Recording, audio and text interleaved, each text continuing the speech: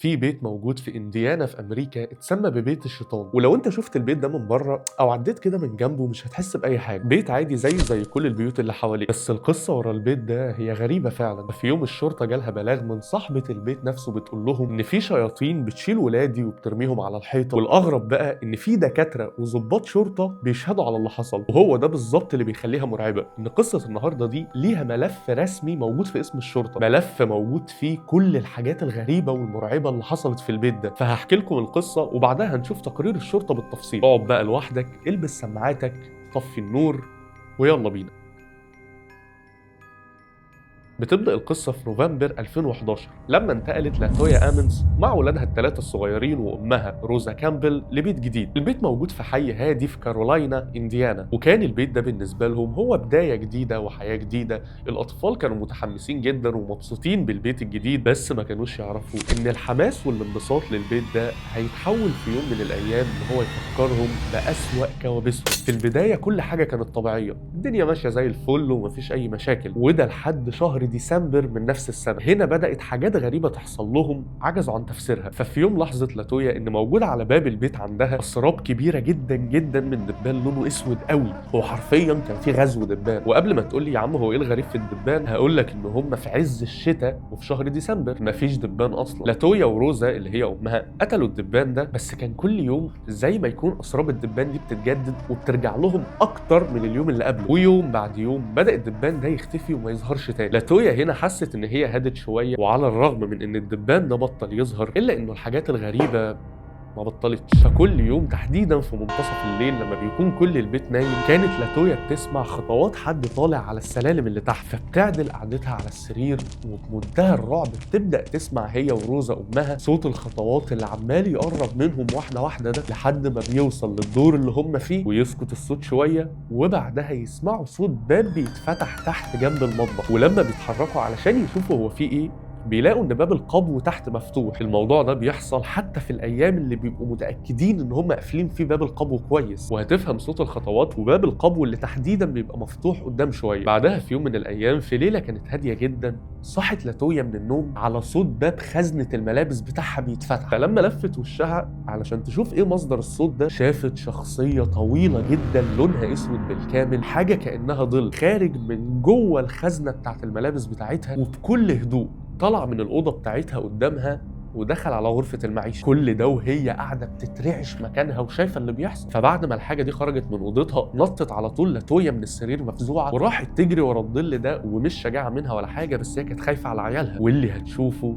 هتخلي الدم يتجمد في جسمها. في غرفة المعيشة شافت كيان اسود ضخم تقريبا طوله واصل لحد السقف، بس كان ضبابي كده، يعني هو ملهوش اي ملامح غير ان هو اسود وكبير. والخيال ده او الكيان ده عمال يمشي في الاوضه قدامها رايح جاي. فهو مين ده؟ عاوز ايه؟ والاهم بقى من كل ده هو بيعمل ايه في بيتها؟ كل الاسئله دي كانت في دماغها وقتها، بس بطريقه لا اراديه منها ايديها راحت على المفتاح بتاع النور وولعته في محاوله منها ان هي تواجه الشخص اللي قدامها ده. يعني دماغها بتضحك عليها بتقول لها ان هو حرامي، بس كانت المفاجاه في اختفاء الكيان ده اول ما فتحت النور. هنا اترعبت لاتويا لان هي مش فاهمه حاجه ولا فاهمه ايه اللي بيحصل، بس وهي سايحه في كل الافكار اللي في دماغها دي عينيها بالصدفه جت على الارض، وفجاه كل الدوشه اللي كانت موجوده في دماغها سكتت وما بقتش سامعه اي حاجه غير صوت ضربات قلبها. الاماكن اللي الكيان ده كان بيمشي فيها قدامها في الاوضه كان في مكانها آثار أقدام ضخمة جدا. إزاي كان شيء المفروض إن هو هلوسة في دماغها إن هو يسيب أثر مادي على الأرض، أثر متشاف، وأصلا صاحب الأثر ذات نفسه اختفى؟ هل هو كان كيان بيحاول يوصل لها رسالة؟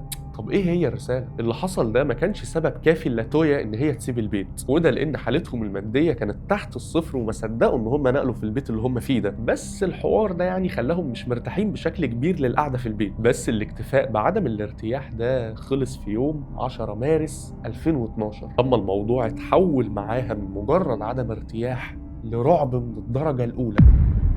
في اليوم ده لاتويا وروزا امها كانوا مستقبلين ضيوف عندهم في البيت بسبب فقدان واحد من افراد العيله، يعني كانوا عاملين حداد كده في البيت او زي عزا في البيت، والموضوع طول معاهم شويه في التجمع ده لحد الساعه 2 بالليل. في الوقت ده كلهم سمعوا صوت صراخ عالي جدا جاي من اوضه روزا، واللي بيصرخ كانت لاتويا. في الوقت ده لاتويا كانت مع بنتها اللي عمرها 12 سنه في اوضه روزا، لحد ما بدات تصرخ باعلى صوتها بتنادي على روزا اللي هي امها. فقامت روزا من مكانها على طول وجريت على الاوضه هي وكل اللي كانوا قاعدين معاها علشان يشوفوا هي بتصرخ ليه، علشان تدخل الاوضه تلاقي حفيدتها مغمى عليها ومرفوعه من على السرير. هي مرفوعه ومفيش حاجه تحتها. الموضوع ده كان مرعب فوق ما اي حد ممكن يتخيل. الناس كلها كانت واقفه مصدومه وهم واقفين مبحلقين للمنظر اللي قدامهم، رجليهم حتى مش سعفاهم ان هم يروحوا يتحركوا للبنت الصغيره، وقدام عينيهم وهم واقفين بدات البنت تنزل تاني واحده واحده لحد ما استقرت على السرير عادي. كل اللي كان في دماغ روزا وقتها هو في ايه؟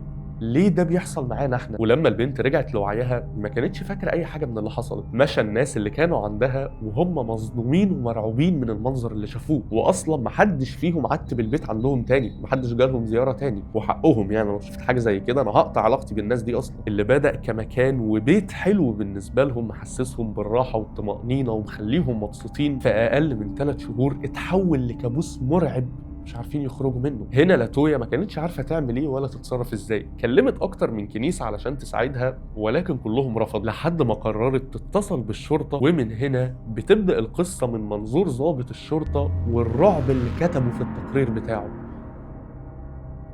بعد الواقعة اللي حكاها في بأسبوع جال الشرطة بلاغ من لاتويا نفسها عن شياطين موجودين في بيتها بيرفعوا ولادها وبيرموها على الحيطة. فأول حاجة جت في دماغ الشرطة لما سمعت عيال بتترمي على الحيطة هو إنه أنت أكيد أم مش كفء، فبعتوا لها خدمات حماية الأطفال والشرطة علشان تحقق في اللي بيحصل وهل هي أم كفء ولا لأ. بس اتصدموا من اللي لقوه لما راحوا علشان يحققوا. اللي كانت مسؤولة عن التحقيق من خدمات حماية الطفل أو المديرة يعني كانت اسمها فاليري واشنطن، واللي كان مسؤول من الشرطة هو الملازم جروسكا، وهو ده اللي احنا بنحكي القصه النهارده من المنظور بتاعه. لما وصل الملازم جروسكا للبيت استقبلته فاليري اللي هي مديره خدمه حمايه الاطفال، وكان معاها لاتويا واولادها وام لاتويا اللي هي روزا. اول ما وصل الملازم للبيت اخدته فاليري كده على جنب علشان عايزه تكلمه بعيد عن العيله، وبدات تحكي للملازم جروسكا عن اللي هي شافته واللي حصل في المستشفى قبل 8 ايام من النهارده، لانها وقتها كانت بالفعل خلاص بدات التحقيق مع لاتويا امن.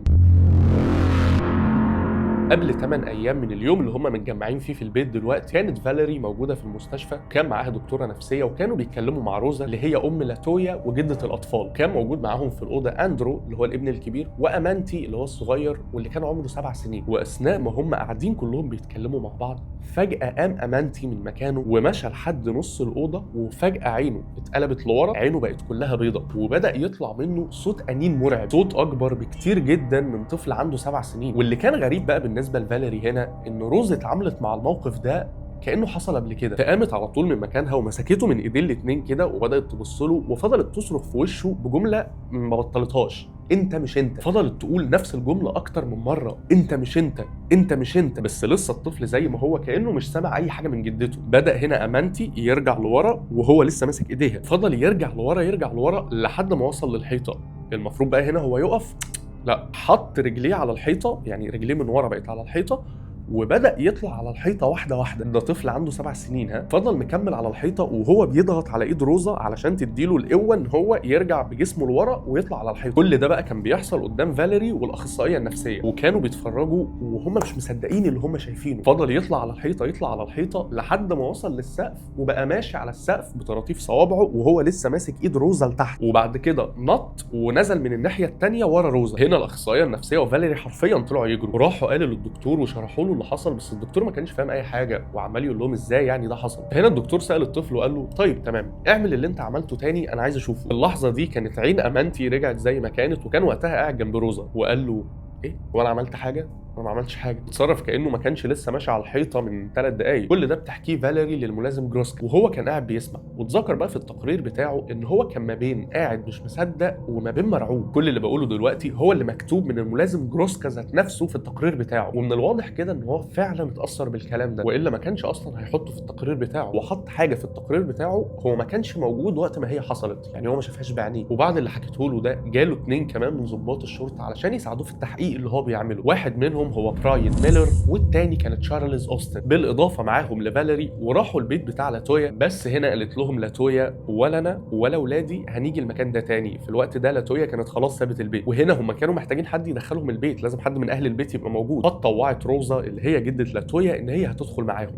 وصف البيت كان مكون من دور واحد وثلاث غرف نوم. لما بتدخل بتشوف قدامك الشرفة اللي بتطل على الجنينة، الثلاث أوض موجودين ورا، وغرفة المعيشة في النص، وعلى جنب كان موجود المطبخ. وجنب المطبخ كان في سلالم خشبيه نازله لتحت بتودي للقبو. فدخلوا، والملازم جروسكا هنا كان مسؤول ان هو ياخد صور لكل حاجه موجوده في البيت ويسجل الصوت. طول ما هو موجود في البيت الريكوردر بتاعه شغال بيسجل اي صوت حواليه وبيصور كل حته في البيت. وبداوا تحقيقهم بالقبو لان هو كان اكتر مكان لاتويا وامها كانوا بيشتكوا بيقولوا ان هو بيحصل او بيطلع منه حاجات غريبه. دخلوا للقبو وهم نازلين السلالم كانت خشبيه. لما دخلوا كل حاجه في القبو كانت عباره عن قطع خرسانه، الارض والسقف والحيطان اللي حواليهم كله كان خرسانه بس. واثناء ما هم نازلين لاحظ الملازم جروسكا ان في شموع محطوطه في كل مكان حواليهم على شكل دايره كده، وكمان كان في مذبح موجود اول ما تنزل، ومذبح ده اللي هو مكان للطقوس او المكان اللي بيتقدم فيه القربان. ولما بدا الملازم جروسكا ياخد بقى صور كده للقبو كله وللمذبح وللشموع، اخد باله ان في منطقه معينه موجوده جنبه كده جنب المذبح ده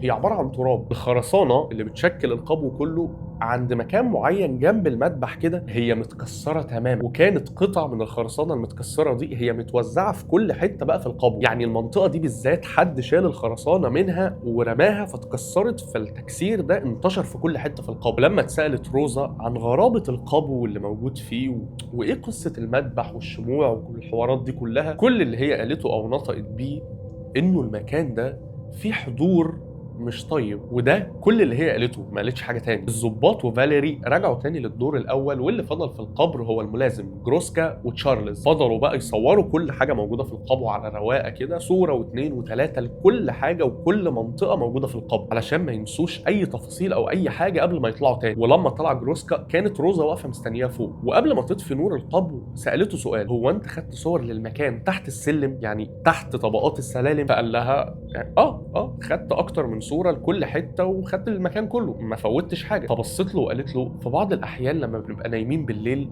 بنسمع صوت دوشه جامده جدا جاي من القبو، زي ما يكون حد عمال يخبط دماغه في الاجزاء اللي تحت من السلالم، يعني السلم اهو حد بقى واقف تحت السلم الخشبي عمال يخبط دماغه فيه. وبعدها بنسمع صوت خطوات طالعه على السلالم، وفي كل مره الصوت بيقف بره باب الاوضه بتاعتنا، وبيفضل موجود الصوت ده لساعات طويله جدا، وبنبقى مرعوبين ان احنا نقوم من مكاننا ونفتح الباب بتاع الاوضه عشان نشوف ايه اللي موجود بره. جروسكا اخذ الكلام ده كله ورجع للمكتب بتاعه، وعلى طول طلع بقى كل الصور اللي معاه، وكان تركيزه الاكبر على الصور اللي هو خدها في القبو. ولما بدا يتفرج على الصور دي شاف ان في صورتين من الصور اللي اخدها تحت السلم، انه من ناحيه اليمين كده ورا واحد من الدرجات بتاعه السلالم في سحابه بيضه كده او ضباب ابيض. فبدا يعمل زوم على الصوره كده علشان يتاكد، لدرجه ان هو جاب زمايله هم كمان يشوفوا الصوره معاه. ولما بتقرب الصوره بتلاقي طيف او كيان ابيض كده واقف بالجنب وباصص له. الملازم جروسكا وتشارلز اللي كانوا موجودين وقتها بيصوروا بيقسموا ان ما كانش فيه غيرهم في القبو وقت ما هم اخدوا الصور، وفي الوقت اللي كانوا بيصوروا فيه هم متاكدين هم الاثنين ان ما كانش فيه ضباب ابيض ولا حاجه. الوقت ده جروسكا ما كانش قايل في التقرير اللي هو كتبه هو كان حاسس بايه، بس اعتقد انا وانتوا كده نقدر نرسم صوره اللي كان حاسه بقى جروسكا وقتها. بعد الصوره دي على طول طلع الريكوردر اللي كان مسجل بيه الاصوات وبدا يجري في الريكوردر علشان يسمع الوقت اللي كانوا واخدين فيه الصوره دي بالتحديد، الوقت اللي الطيف ده ظهر فيه في الصوره. هو عايز بقى يسمع الريكوردر سجل ايه وقتها. اثناء ما هو وتشارلز كانوا بيتكلموا مع بعض في الوقت ده في الريكوردر، صوت ثالث طلع في التسجيل،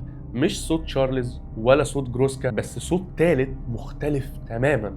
قال لهم الريكوردر ده دايما جروسكا كان بيستخدمه وعمره ما عطل منه، فهو كان متاكد ان الصوت الثالث اللي طلع ده هو ما كانش عطل ولا حاجه. في يوم 30 ابريل 2012 رتب الملازم جروسكا ميعاد مع الكاهن اللي كان مسؤول عن القضيه بتاعت لاتويا، كان اسمه الاب ماجينو. كان بالفعل زار بيت لاتويا اكتر من مره قبل 5 ايام من التحقيق ده ما يبدا. وقتها كانت لاتويا وعيالها لسه في البيت، كانوا لسه ما سابوش البيت. فحدد الملازم جروسكا ميعاد مع الاب ماجينو ده عشان يقدر يفهم اي حاجه، هو ايه اللي بيحصل في البيت ده. فحكى له الاب ماجينو ان وقت ما كان قاعد معاهم في البيت وكانوا متجمعين كلهم في غرفة المعيشة، ماجينو قال للاتويا إن ضوء الحمام عمال يفلك أو عمال يرعش كده بشكل متكرر. الموضوع كان مزعج جدا الصراحة، لدرجة إن ماجينو قام من مكانه علشان يشوف هو في إيه، النور ده عمال يفلك كده ليه. وبمجرد ما ماجينو وصل لحد الحمام رعشة الضوء دي وقفت، فبعدها رجع علشان يقعد تاني في غرفة المعيشة، بس أول ما قعد تاني على الكنبة الرعشة رجعت تاني، فقام تاني وأول ما وصل للحمام الرعشة وقفت، وهكذا كل ما بيقرب منها الرعشه بتقف، وكل ما بيرجع الرعشه بتشتغل تاني. واثناء بقى ما كانت الدوشه دي بتحصل،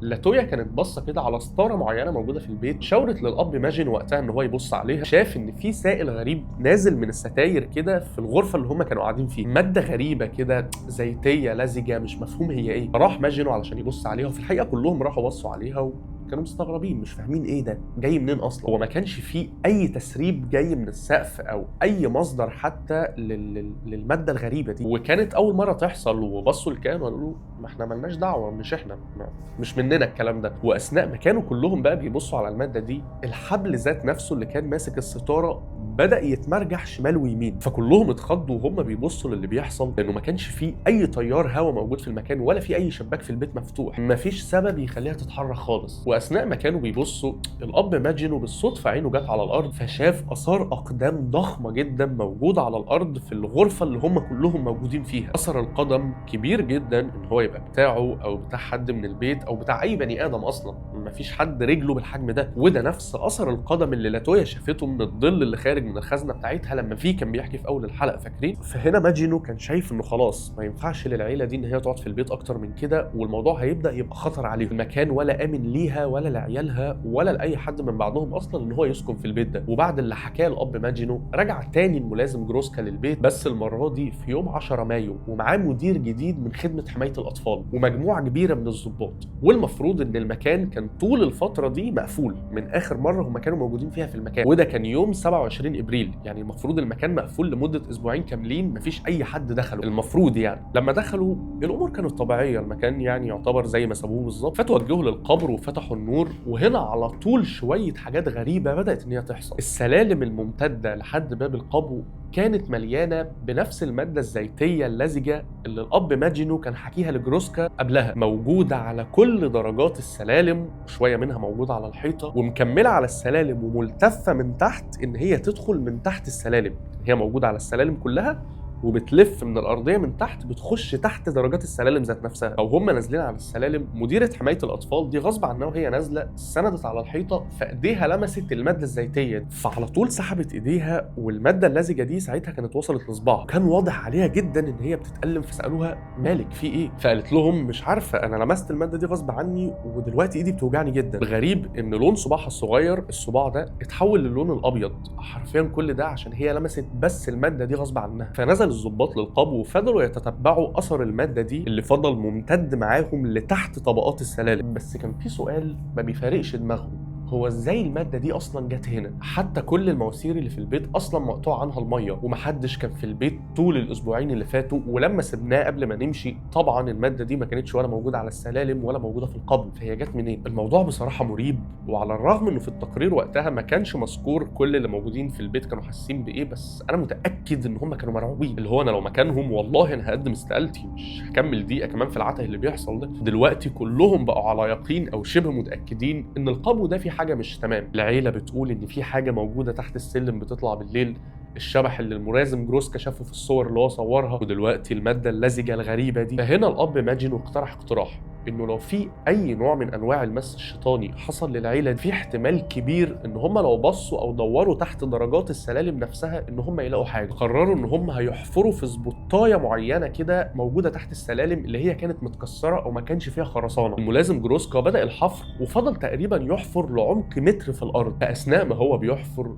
لقى ضوفر كده لونه بينك من الضوافر الصناعيه اللي هي بتاعت البنات، وكمان ملابس للام اللي هي لاتويا. غريبه، كمل حفر وفضل يحفر فلقى دبوس سياسي من الدبابيس اللي هي بتبقى محطوطه كنيك نيم، وغطى حله من حلل المطبخ اللي موجودين عندهم. فكمل حفر اكتر ولقى شويه اوراق كده متفرقه عن بعض مدفونه برضه. هنا الفكره اللي جت في دماغ كل اللي موجودين في المكان وقتها، في شخص او كيان ما بيسيب القبو يطلع للبيت ذات نفسه، ياخد منه حاجات تخص العيله وبعدها ينزل القبو تاني ويدفنها. وهو ده بالظبط تفسير ليه لاتويا وامها كانوا بيسمعوا اصوات بالليل لحد طالع على سلالم القبو، وبعدها بينزل تاني، وبعدها بيلاقوا باب القبو مفتوح. في اللحظه دي خلاص وقفوا حفر لان التربه بقت صلبه جدا والخرسانه بدات تظهر تاني، فردموا الحفره دي وقرروا ان هم هيمشوا. واثناء ما هم خارجين من البيت روزا كانت اخر واحده تخرج، فبصت لهم وقالت لهم تعالوا كده ثانيه واحده. فلما جم شافوها واقفه عند شباك البلكونه وبص ناحيه الستاره بتاعتها، وكانت الماده اللزجه دي نازله من الستاره. هنا الملازم جروسكا بص لها وقال لها هو انت اللي عملتي كده؟ انت اللي صبه الماده دي؟ قالت له لا ماليش دعوه، انا ما عملتش كده. هنا الملازم جروسكا امر كل اللي كانوا موجودين في البيت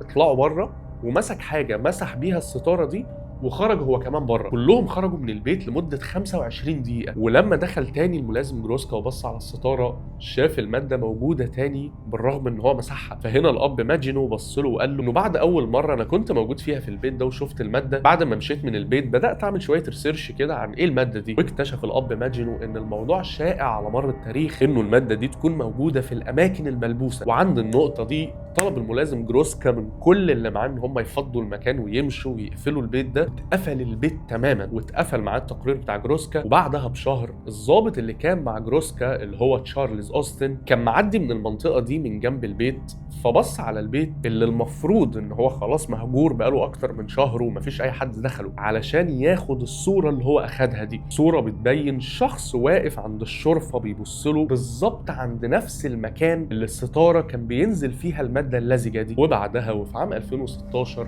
اتهد البيت تماما واتقال انه غير صالح للاستخدام الادمي. ومع هدم البيت ده انتهت واحده من ارعب قضايا المس في القرن الحديث. نسيت اقول لك، الاب ماجينو قال ان البيت ده ممسوس من 200 شيطان، علشان كده اتسمى البيت ده بعدها The House of 200 Demons. حابب اعرف رايكم في القصه دي، حتى بالرغم من ان انا قلتها او قريتها من مصادر رسميه للشرطه. هل البيت كان ممسوس فعلا ولا كان في حاجه تاني؟ لو وصلت معايا لحد هنا فاكتب لي كومنت بحرف في علشان اعرفك، وما تنساش تشترك في القناه لو بتحب كل القواضي الغريبه والمرعبه اللي حصلت فعلا وبتتحكى في هيئه قصه. وصلي على النبي واشوفكم الحلقه الجايه. سلام يا اكسلانس.